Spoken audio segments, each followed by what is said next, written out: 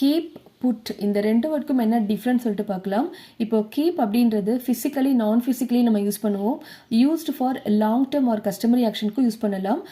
Keep kept kept ஒரு present tense keep, past tense kept, past participle form kept.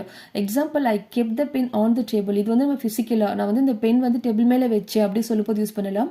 I always keep my word. நான் வந்து எப்பயுமே என்னுடைய வார்த்தை வந்து நான் காப்பாற்றுவேன் அப்படின்னு சொல்லும்போது இந்த கீப்ன்றது வேர்டு யூஸ் பண்ணலாம். இது வந்து நான் ஃபிசிக்கலாக யூஸ் பண்ணுறது. Can you keep A secret? இங்கே வந்து பார்த்தீங்கன்னா இதுவும் வந்து நான் ஃபிசிக்கலி தான்.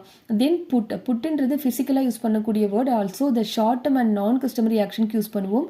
இது எக்ஸாம்பிள் இதோடைய ஃபார்ம் என்னன்னா put present tense past tense positive participle நம்ம வந்து சேஞ்ச் ஆகாது.